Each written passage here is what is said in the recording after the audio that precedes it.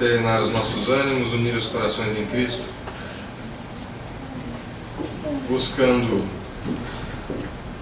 a paz interior, a fim de que consigamos compreender as lições que serão ministradas hoje, de mais um livro que nos garante orientação e compreensão da vida no além, deixando claro que tudo que fazemos aqui reflete no nosso futuro. E mais ainda, que Deus nunca nos abandona, que os irmãos do mundo maior se desdobram para que todos nós os alcancemos, solicitando apenas a caridade e a compreensão dos nossos irmãos de jornada para conosco e nós para com eles. Auxilia-nos, Jesus, em nossa vontade de acertar e para que consigamos apreender as mensagens desse livro em nossos corações. Pedindo autorização ao diretor espiritual dos trabalhos da noite de hoje, damos por abertas as nossas atividades. Graças a Deus, graças a Jesus.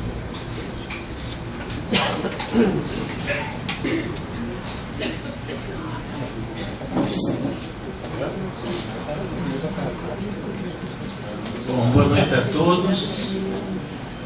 Eu acho que nós devemos fazer uma saudação especial para as mulheres, né? Já que hoje é o Dia Internacional delas e sem elas nós não vivemos, né? Como eles falam, sempre atrás de um grande homem, uma grande mulher, tem uma muito maior mulher, né? Então, parabéns a todas, sintam-se cumprimentadas uma a uma. Então, não sei se vocês lembram, a quinta-feira passada, nós estávamos no capítulo 1 e a gente viu que o André Luiz estava nos mostrando a entrada daquele grupo de socorristas no Templo da Paz. Vocês lembram aquele templo luminoso, muito bonito, um lugar bem lúdico? E ele descrevia aquele templo como um templo maravilhoso, iluminado, muito bonito, florido, cheiroso. Enfim, todos os lugares nos quais o André descreve para a gente, nas palestras, nos encontros, são lugares lúdicos, são lugares bonitos, lugares que nos chamam, nos é muito grato, nos é muito bem-vindo. Então, o André estava pensando, juntamente com os seus mentores, como subir sozinho, organizando um céu exclusivo para a sua alma, lastimavelmente abstraído dos valores de cooperação que o mundo lhe prodigalizava, com generosidade e abundância. E lá naquele momento ele mostrava-se intensamente comovido e preocupado. Quer dizer, como é que eu vou evoluir se tem tanta gente atrás de mim, nos níveis inferiores, no sofrimento, nos umbrais da vida? Será que é justo eu subir e esquecer os nossos irmãos atrás? Então, efetivamente, o caminho vertical e purificador da superioridade, ele é sublime e ele é destinado a todos, é um destino de todos. Mas esse caminho é árduo. Para você alcançar o topo, você tem que passar por um monte de ciclos, um monte de ajudas, um monte de trabalho. Você precisa trabalhar. O cume, ele é baseado, e o cume lá no resplendor solar, ele é sempre um desafio benéfico aos que vagueiam sem rumo na planície. Óbvio, quando a gente está num nível inferior, a gente sempre quer alcançar o superior. E para alcançar o superior, você precisa ter uma missão. A nossa encarnação, a gente encarna com uma missão. Vocês lembram no livro passado, ano passado? Muitas vezes você reencarnava com uma missão, e nem isso a gente fazia. Então é frustrante, né? Você passar uma encarnação inteira, perder uma encarnação e à toa, quer dizer, sem função. Quer dizer, lá em cima, o alto, polariza naturalmente as supremas esperanças dos que ainda permanecem embaixo. Óbvio, quem está embaixo fica olhando lá, eu quero chegar lá. Eles estendem as mãos, eles pedem, eles solicitam a gente essa ajuda, né? Como a gente já teve de outros que nos ajudaram. Chegar sozinho lá, só levar, né? É fruto de um trabalho de uma encarnação. Todavia, à medida que penetramos os domínios das alturas, imprime-se em nossos corações e em nossas mentes as leis sublimes da fraternidade e da misericórdia, exatamente isso que a gente está falando. Para você alcançar lá o topo, você precisa ter um monte de background, um monte de trabalhos, um monte de serviços prestados para os outros, para os terceiros, para quem está em níveis inferiores, para você conseguir galgar um andarzinho superior, né? Bom, vocês lembram os grandes orientadores da humanidade. Eles são os nossos grandes exemplos. Bezerra, ele tinha condição de subir, ele tinha tudo para subir. Ele abdicou dessa ascensão para trabalhar com os menos assistidos, aquelas pessoas bem nos níveis inferiores da espiritualidade. O Chico, todo mundo conhece, todo mundo lembra, que trabalho bonito, quanto trabalho com pessoas mais necessitadas. Ele não queria nada para ele sempre dividia, ele achava que tudo estava bom, que os outros que tinham menos. Então são espíritos muito iluminados que nessa encarnação conseguem galgar andares superiores só com o trabalho no bem, o trabalho para o irmão. Na religião budista, o Buda é um daqueles que também tinha uma espiritualidade grande. Ele abdicou de um monte de regalias para assistência dos irmãos. Todo mundo lembra da Madre Teresa de Calcutá.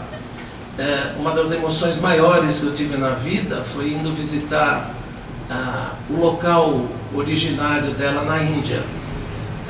Foi uma das sensações mais intensas que a gente teve. É um lugar assim extremamente pobre. Então, se vocês pensarem no umbral, pensa 10 vezes pior. Mas eu vi essa realidade. Mas é um negócio na Índia. Ainda é assim, não? Ainda é assim. São pessoas extremamente pobres. Então, você imagina umas 10 freirinhas iguais essa, com o mesmo hábito, num lugar atendendo. Pessoas idosas, muito largadas, pessoas com distúrbios mentais, crianças com autismo, com todo tipo de problema, crianças assim recém-nascidas com um nível muito elevado de desnutrição. Então o que chocou a gente foi foi solicitado, falou, quem quiser vai lá, mas é muito punk, falaram pra gente. Então do grupo foram 4, 5 pessoas. Então você chega, você vê aquela realidade, você quer dar 5, você fala isso não é nada, você quer dar mais pão, mas é... Então a gente vê esse trabalho feito no Lar Creche do Alvorecer, é um trabalho muito bonito, muito intenso, e que eu convido a todos que puderem ajudar, porque isso é muito gratificante para o ego da gente, para a nossa elevação espiritual. Então, essas pessoas, elas não mediram a própria grandeza, senão pela capacidade de regressar aos ciclos da ignorância, para exemplificar o amor e a sabedoria, a renúncia e o perdão aos semelhantes. Então, quer dizer, eles brecaram a sua evolução espiritual para ajudar o próximo. Qual que é o maior exemplo? Jesus. Nosso Mestre Jesus, ele voltou ao Vale dos Desassistidos para exemplificar para todo aquele grupo de socorristas o trabalho maravilhoso com essas pessoas desassistidas. É por esse motivo que nós necessitamos temperar todo o impulso com o sal do entendimento, evitando cair nos despenhadeiros do egoísmo e da vaidade fatal. Então, gente, vaidade, egoísmo, isso é coisas que a gente tem que tentar isolar da nossa vida, e é difícil, né? É muito difícil. É muito difícil a gente fazer uma autoavaliação. E o Metelo, nesse momento, ele calou. Vocês lembram do Metelo? O Metelo orientador que estava fazendo a palestra para aquele grupo de pessoas socorristas. E diante daquela comoção pela qual os ouvintes o acompanhavam na sua palestra, ele retornou com uma outra inflexão na voz. Ele falava assim: quando eu ainda me envolvia nos fluidos da carne terrestre, quer dizer, quando ele era encarnado, ele supunha com desacerto que a vaidade e o egoísmo só poderiam vitimar os homens encarnados. Então, vocês estão vendo que os espíritos vêm e nos mostram que não é nada disso. Primeiro, que existe uma continuação na vida. Então, o que você faz aqui, você faz lá, e o que existe aqui, existe lá. Isso é o que dá força para a gente acreditar realmente e apagar um pouco essa coisa do estigma da morte, que todos nós, mesmo espíritas, a gente tem medo, né? Outra coisinha difícil a gente aceitar a morte. A teologia enclausurava as mentes em fantasiosas concepções do reino da verdade. Então, a gente estudava a teologia e eles achavam que morreu aqui, lá nós vamos ver uma vida plena, um negócio bonito, lá só existe o céu ou o inferno, né? E não é isso. O Metelo falava que eles esperavam um paraíso fácil de ser conquistado pela deficiência humana. Então ele imaginava um lugar lindo, um paradisíaco. Só que nós temíamos um inferno difícil de regenerar. Então, é muito simples você pensar: vou para o céu. Tem um inferno, mas você tem que fazer uma transição, que todo esse trabalho nessa vida, nessa encarnação, você vai usufruir lá em cima, tanto para o bem como para o mal. E hoje sabemos que depois do túmulo há simplesmente a continuação da vida, né? Quantos aqui têm certeza disso? Certeza absoluta e não sofre? A gente sofre pela capivara, doutor. O problema não é o medo da morte, é a capivara. Vou fazer uma meia-culpa. Minha vida inteira eu fui católico. Minha avó era daquelas católicas fervorosas. E meu pai, tem várias pessoas aqui que conheciam meu pai. Meu pai era uma pessoa assim, ó. Ou você é católico ou você é macumbeiro. Ele falava assim, na lata. Ou você é católico ou você é macumbeiro. Ele englobava todas as outras, até ele sentar do lado do Chico. O dia que ele sentou do lado do Chico, levado pela doutora Marlene, eu posso confessar para vocês e dar que ele mudou a vida dele, da água para o vinho. Meu pai se tornou uma outra pessoa. Ele depois começou a dar passe. Começou a trabalhar, dar passe. Então, essa coisa de você se preparar, de você aceitar. Com 17 anos entrei na faculdade de medicina. Falei, puxa, você é médico? Aí eu acordava e falava, mas para que, gente? Um dia eu vou morrer. Para onde eu vou? Como é que vai ficar as coisas? Para que eu luto tanto? Então, olha a materialização que a gente tinha, que a gente tem até às vezes ainda hoje, né? Esse medo da morte, essa meio descrença ou desconfiança do que tem do lado de lá. Então, essa passagem do mundo encarnado para o desencarnado simplesmente é uma passagem que a gente precisa acreditar. Os espíritos vêm e nos dão várias provas que existem, e a gente tem que acreditar para viver melhor. As nossas ideias alusivas à morte confinavam-se às ridículas limitações que a gente tinha. Então essa passagem, essa coisa aí era meio nebulosa, né? Para mim existia um estanque aí. A partir do momento que a gente começa a estudar um pouquinho a doutrina, que você começa a ler o Evangelho, que você começa a ler alguns livros, você começa a mudar a tua mente, você começa a pensar diferente.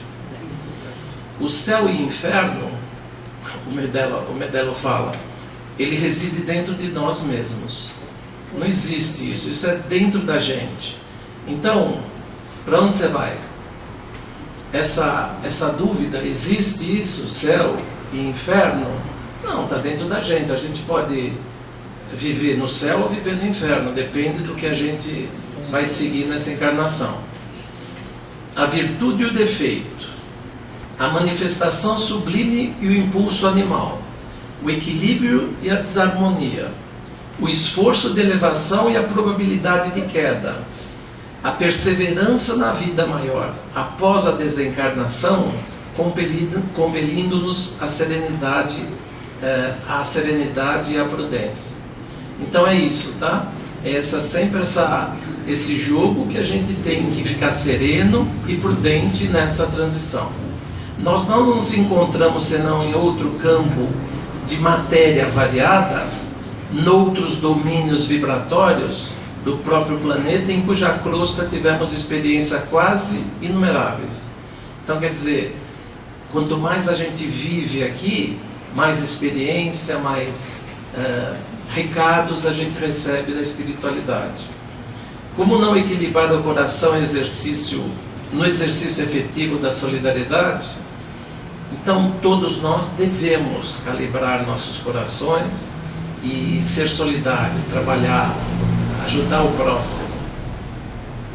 Logicamente, nós não estamos exortando ninguém a dar novos mergulhos lá no lodo antigo, lá no umbral. Ninguém quer que você vá lá para ter essa experiência.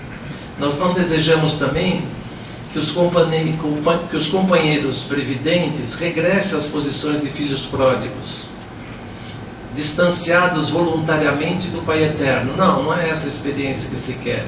Nem pretendemos interromper a marcha laboriosa dos servidores de boa vontade aos caminhos dos cimos da vida. Quer dizer, não é essa a função de interromper ou de retroceder, é de seguir. Seguir para frente, sempre olhando para trás. Seguir para frente a tua caminhada na espiritualidade superior, sempre tendo o irmão atrás com você, auxiliando, ajudando. Nós apelamos tão só no sentido de cooperadores nos trabalhos de socorro às esferas escuras. É isso que eles estavam falando.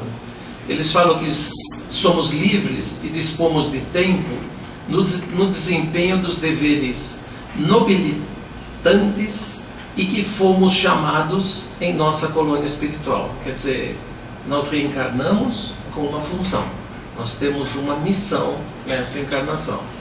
Nada mais razoável que o proveito da oportunidade no planejamento da essência. Então, é dada a tua oportunidade. Você vai reencarnar, você vai com uma missão. Olha que oportunidade. Quantos, eu lembro das palestras da doutora Marlene, da Betinha, qual o número de espíritos desencarnados no umbral que cresce a cada dia, a cada mês, a cada ano, que querem reencarnar. Quer dizer, quem que vai reencarnar?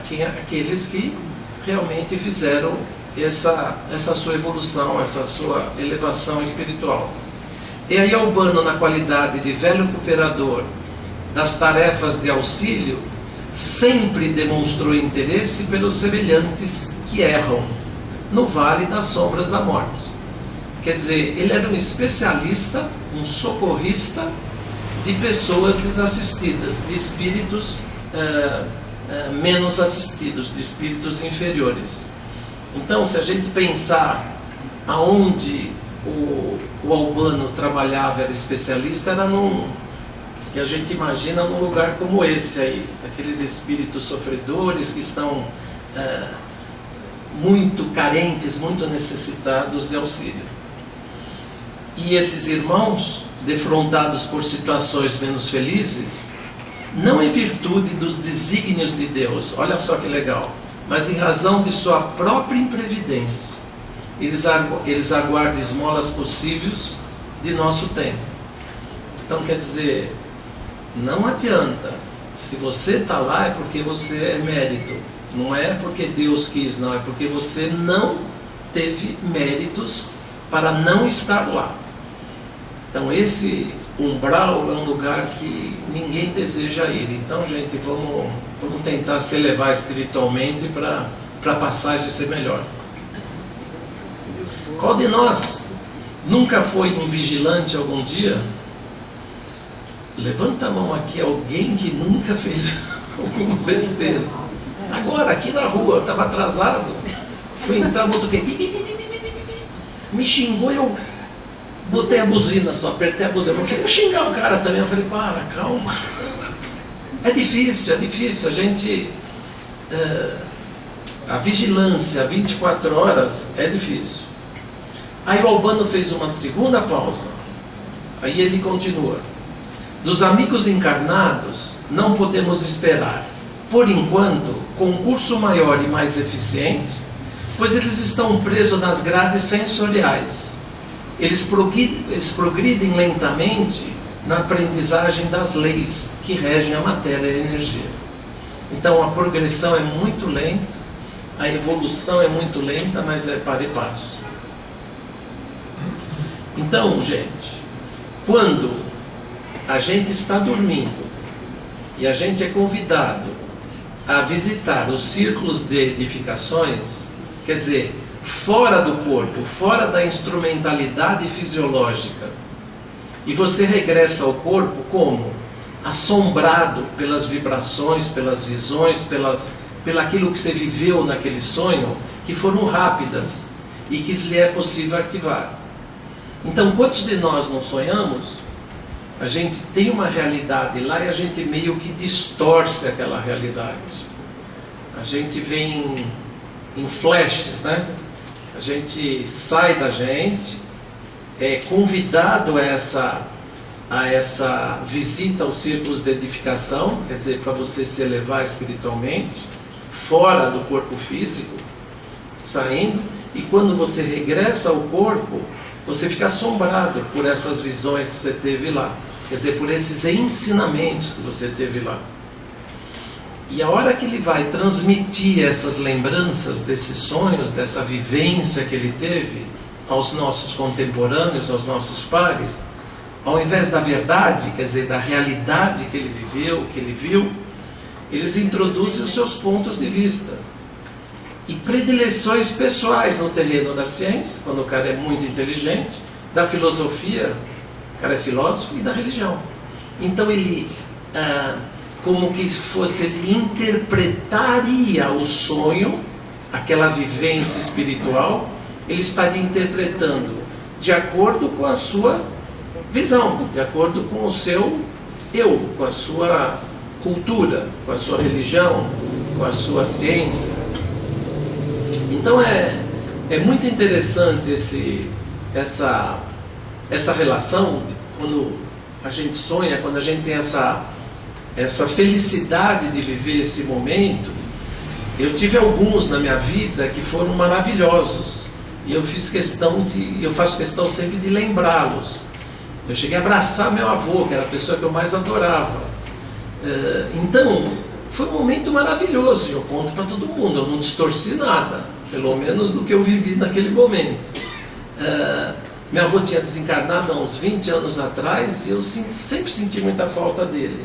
Eu estava numa viagem, num congresso na Alemanha, e um amigo me levou para um hotelzinho pequenininho, numa cidadezinha tranquila. Eu fui deitar sozinho, aquele sonzinho. Eu acho que tudo estava preparado para eu ter esse encontro com ele. E foi a coisa mais linda. O chato foi que, no meio do abraço, eu falei, que saudade, eu acordei, né? Aí é difícil você acordar. Mas era ele que estava lá me abraçando. Isso foi muito legal.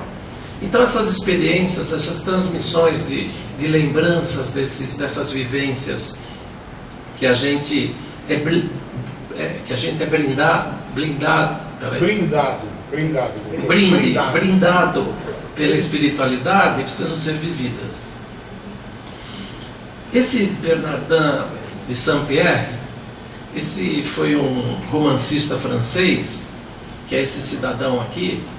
Ele viveu no século XVI e XVII, e ele, trazido por amigos a umas regiões vizinhas à crosta planetária, ele voltou, ele escreve alguns livros que a gente checou, que são muito interessantes.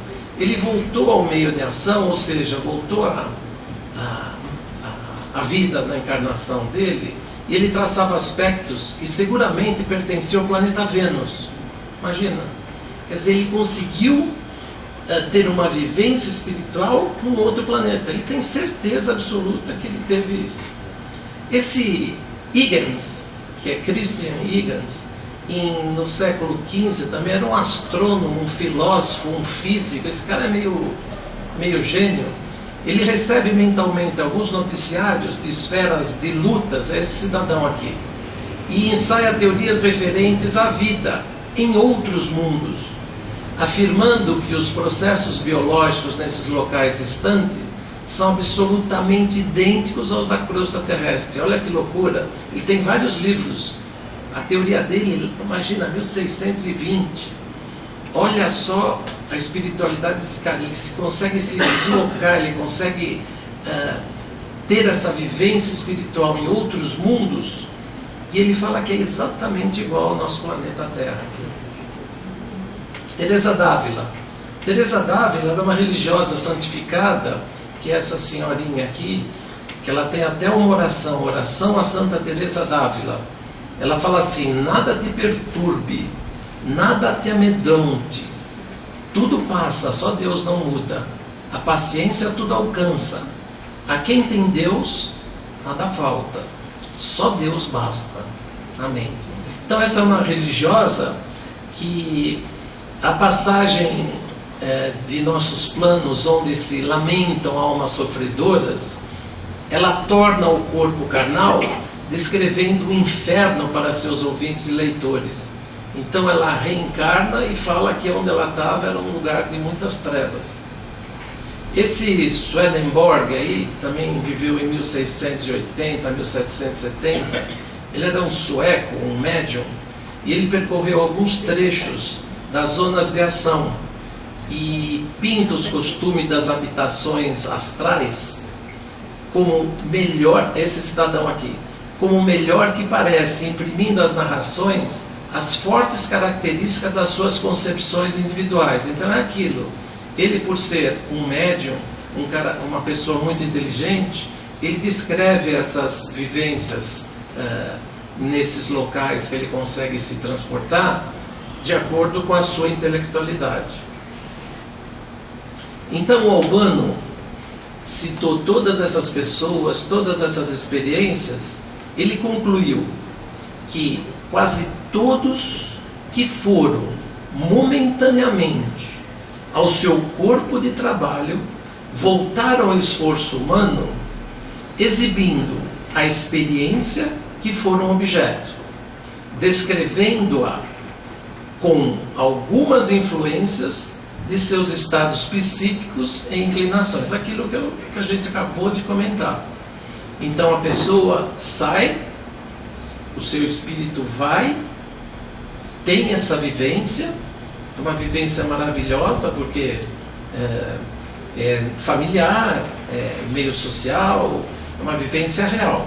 E quando ele incorpora de novo, quando ele acorda do sonho, ele pincela tudo aquilo que aconteceu com as influências do estado psíquico dele, com o estado cultural e com o seu estado emocional. Então muitas das descrições são um pouco divergentes por causa disso, porque tem influência de todas essas inclinações. Isso porque se encontram arraigados ao chão inferior do próprio eu, quer dizer, aqui no chão, aqui agora. Eles acreditam em enxergar outros mundos, em situações iguais à da Terra, os nossos maravilhosos templos, cujas dependências não se restringem à esfera da crosta, sobre a qual os homens de carne pousam os pés. Então é aquilo. Existem outros lugares que são muito semelhantes à da Terra, à nossa encarnação, e que o cara gosta de pôr o pé, e é real. Eu citei esse livro aqui porque quando eu li esse livro, Ele é de um neurocirurgião americano. Esse cara, esse cidadão aqui, ele é da Carolina do Norte, e ele recebia muitos pacientes em coma. E eu achei interessante o tema do livro, Uma Prova do Céu, uma jornada de um neurocirurgião à vida após a morte. Então, na verdade, esse cara estava recebendo... Oi? O Dr. Raimundo Moody está citado no livro da doutora Marina, que é o que faz o prefácio ali em cima. Ah, é o Raimundo? Isso mesmo. E esse cara, esse cidadão, esse médico, ele, por ser neurocirurgião, ele tinha muitos traumas, atendia muitos pacientes traumatizados e com lesões encefálicas. E esses pacientes, a maioria entrava em estado de coma. Às vezes ele até induzia o coma para diminuir o edema cerebral do paciente, para proteger o cérebro do paciente. Isso é uma rotina médica. Induz ao coma para diminuir o edema, para não lesar o cérebro. E quando os pacientes saíam do coma, eles falavam: doutor, eu entrei num túnel, era um túnel iluminado. Eu falei: esse cara está delirando. E ele não acreditava. Aí veio um outro: doutor, eu vi uma luz no fundo de um túnel. E todo mundo falava para ele e não acreditava. O que aconteceu? Ele teve uma doença. Ele teve um problema neurológico e ele entrou em coma. E ele teve essa vivência. Ele entrou dentro desse túnel, ele escutava a esposa dele no leito, o filho dele, ele não tinha reação, não conseguia reagir. Ele viu os colegas vindo e falou: esse coma não está regredindo, eu acho que nós vamos parar. E ele por dentro falava: não para não, eu não quero ir para lá, eu estou vendo essa luz. Os meus pacientes iam e voltaram, eles não tinham ido para lá. E ele escutava a esposa dele, era a única que pegava na mão dele e ainda tinha fé que ele ia voltar. E ele voltou do coma. E aí ele falou: vou escrever esse livro, vou estudar isso daí. E ele escreveu acho que uns 3, 4 livros. E esse livro aí, a Prova do Céu, ele fala exatamente essa experiência do coma dele, e ele realmente dando chancela a todos aqueles pacientes dele que realmente tiveram essa vivência, ele não acreditava. Deixa eu te falar, teve um caso semelhante lá no servidor, de um residente. Eu te interrompi, mas é bem bonita a história. Um residente, ele foi em coma, um residente da cirurgia, e a enfermeira começou a dar plantão sem estar no horário dela para poder ajudar ele. E ele também viu esse túnel, essa luz, e ele sentiu um cheiro que ele não sabia, era o perfume da fisioterapeuta. Quando ele acordou, ele olhou, ele reconheceu a moça pelo cheiro. E ele se recuperou, ele casou com a moça. Final feliz. E ele conta essa história feliz com a morte. Perfume de Mulher é o nome do que... Aí foi o filme, Perfume de Mulher, né?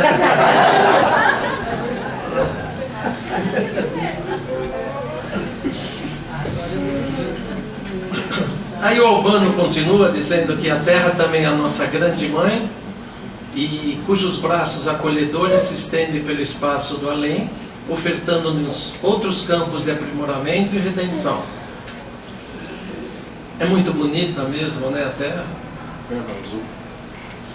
E as criaturas atravessam um breve período da existência no mundo carnal, e a maioria, elas demoram-se nessas estações expiatórias do resgate difícil. Então, a descrição que se faz são milhões de espíritos ao derredor da crosta terrestre, esperando auxílio, esperando alguém para auxiliá-los. E eles se confundem até naquelas vibrações perturbadoras do sofrimento e do medo. Então essas pessoas que vivem nessas regiões, elas sofrem muito, têm muito medo, e estão estendendo a mão para outros espíritos no sentido de auxílio. E é justamente esse nosso livro, Obreiros da Vida Eterna, que todos aqueles grupos que estão lá eles são grupos para assistência, para auxílio a esses irmãos em posições inferiores. Especificamente, aquele grupo do quarteto, o André, a enfermeira, o padre e o Jerônimo, eles especificamente foi formado esse grupo para dar assistência a algumas pessoas, são 5 irmãos que estavam em condições diferentes, estavam para desencarnar. Então a função desse grupo é auxiliar esses 5 irmãos, em um mês tem que auxiliá-los para o desencarne deles. E isso acho que os próximos capítulos vão mostrar toda essa trajetória, todo esse trabalho bonito. Isso faz da morte uma deusa sinistra, né? Como a gente começou falando lá atrás. Todo mundo quer viver, todo mundo acha que a morte é uma coisa muito ruim e faz dela uma coisa sinistra. Apresentam o fenômeno natural da renovação com as mais negras cores, agarradas às sensações do dia que passa, ignoram como dilatar a esperança e transformam a separação provisória numa terrível noite de amargura, de amarguroso adeus. Então, o desencarne é terrível, tanto para quem fica, para quem desencarnou. Então essa é uma coisa, como ele descreve aí, como amarguroso adeus, uma terrível noite, negras cores. Então a gente precisava tentar, se conseguir, vamos mudar essas cores para luzes azuis, como o nosso colega que se casou com a fisioterapeuta, cheiros gostosos. Vamos mudar essa concepção.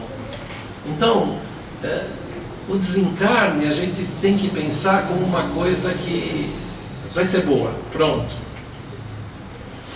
Vítimas da ignorância em que se comprazem, internam-se em florestas de sombras, onde perdem toda a paz, convertendo-se em presas delirantes dos infernos de horror, criados por elas mesmas, quer dizer, da cabeça dela, nos desvairamentos passionais. Então, tudo isso que se cria em torno da morte é da própria cabeça. Como esperar delas a colaboração precisa com a extensão desejável, se pela indiferença para com os próprios destinos mergulharam diariamente nos rios de trevas, desencanto e pavor? Então são elas mesmas que mergulham nesse estado. Então o Albano fala assim: unamo-nos, portanto, auxiliando-as. Quer dizer, nós precisamos ir lá e auxiliar esses espíritos,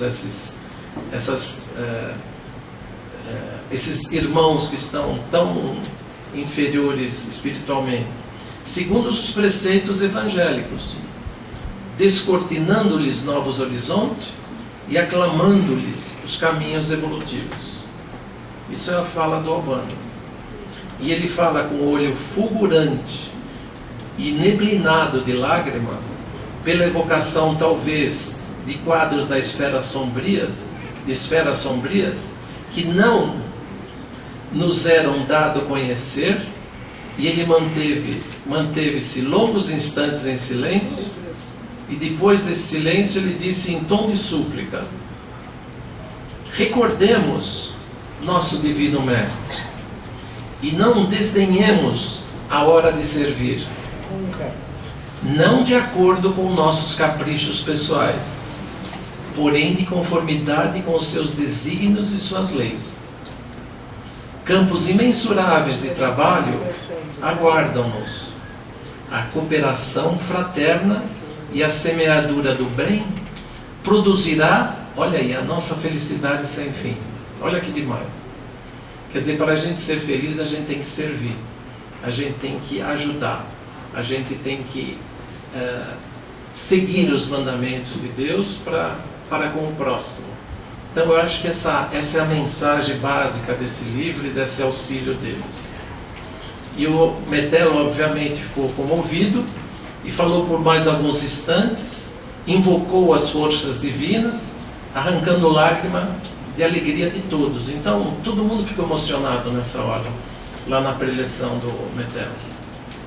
Raios de claridade azul brilhante choveram no recinto, proporcionando-nos a resposta do plano superior. Transcorridos alguns momentos de meditação, o Metelo exibiu um grande globo de substância leitosa, situado na parte central do templo, vários quadros vivos do seu campo de ação nas zonas inferiores. Então, imaginem lá um globo que o Metelo... Esse globo era uma fotografia animada com sons e minúcias anatômicas das cenas observadas por ele nas suas bondades cristãs. Então, tudo aquilo que o Metelo trabalhava, ele conseguia ver nessa esfera, nessa bola. Infelizes desencarnados em despenhadeiros de dor, eles imploravam piedade, óbvio. Monstros de variadas espécies compareciam horripilantes ao pé das vítimas desventuradas. Então, imagina aquele monte de espíritos inferiores querendo ajuda. Esse processo de fixação das imagens não só emocionavam, como infundiam terror, óbvio. Essa visão ninguém quer, né? Ninguém quer ir lá trabalhar com esses espíritos inferiores.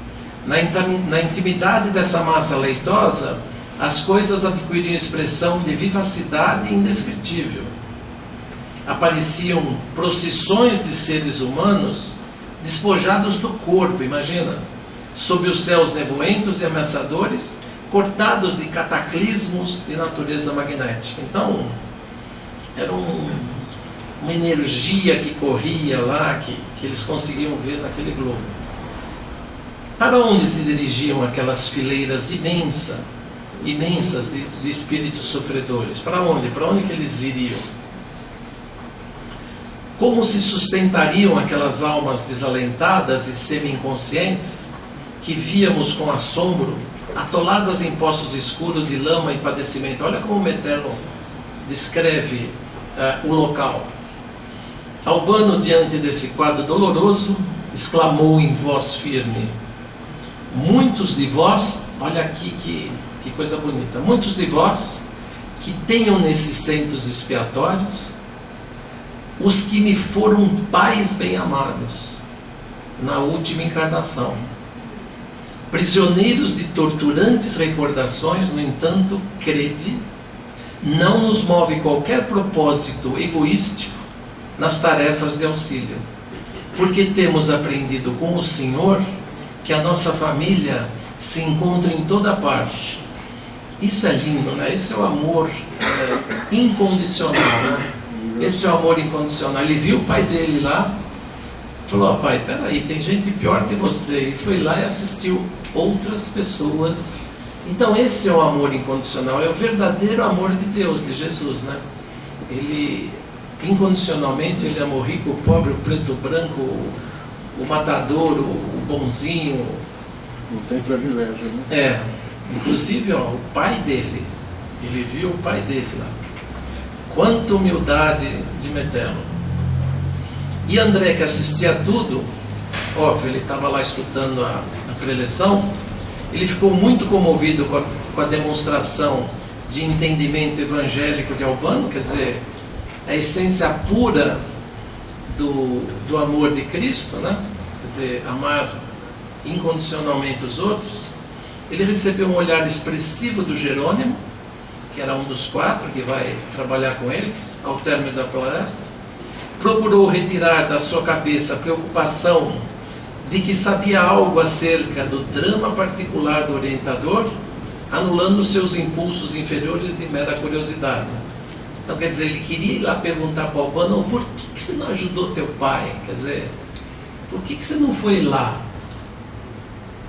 E no final do trabalho, foram 2 horas de palestra do Albano.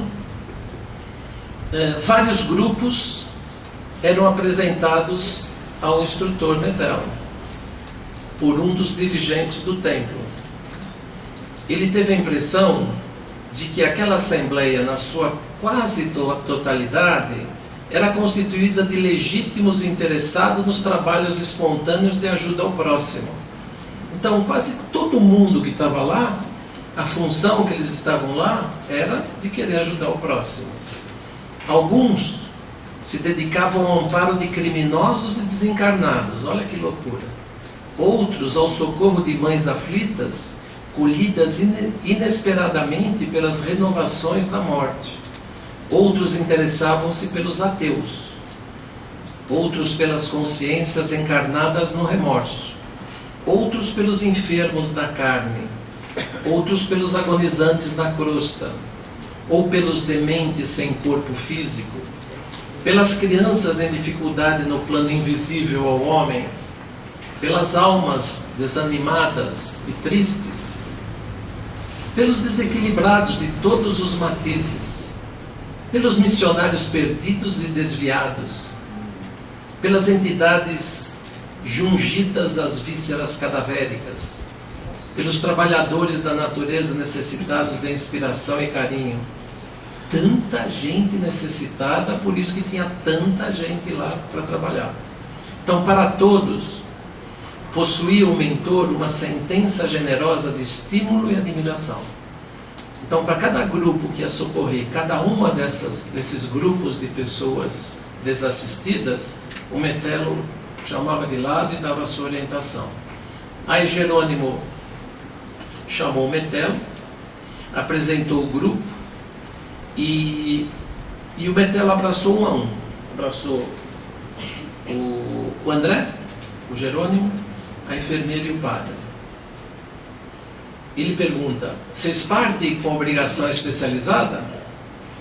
Aí o Jerônimo: sim, nós devemos atender nos próximos 30 dias 5 dedicados colaboradores nossos que trabalharam fiéis à causa, que estão prestes a desencarnar na crosta, aquilo que eu já tinha falado antes. Então essa é a missão desse grupo.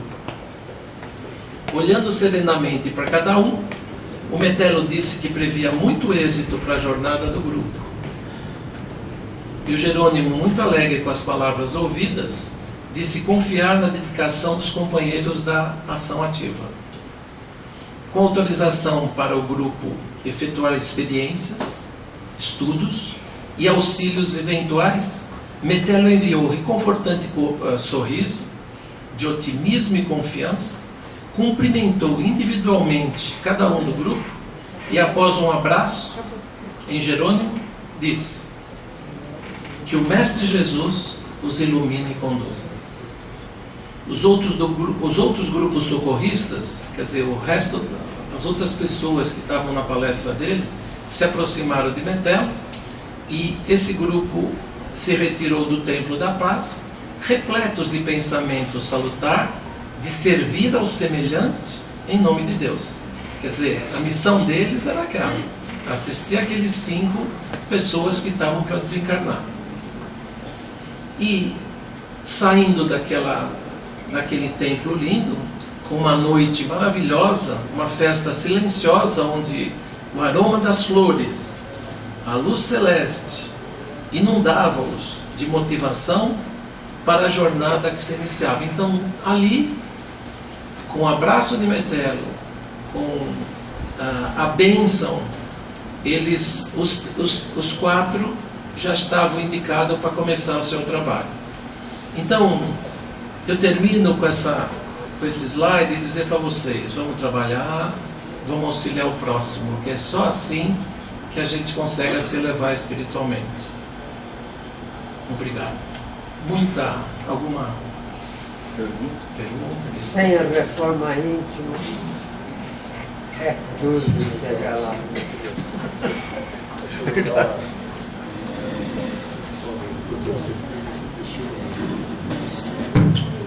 Lá naqueles últimos slides que você colocou, aquelas tarefas todas são especialidades médicos espirituais, tirar o cara das vícias. Muito interessante, porque no final ele deixa claro que são atividades, né? Muito interessante. E a medicina é a profissão mais nobre, né? O advogado tem que confessar isso, que vai mais diretamente ao sofrimento físico e espiritual. Não, mas toda profissão tem a seu mérito. Sim, mas quando dói lá dentro é mais difícil, né? Então tá. Como fala meus amigos, vamos trabalhar, né?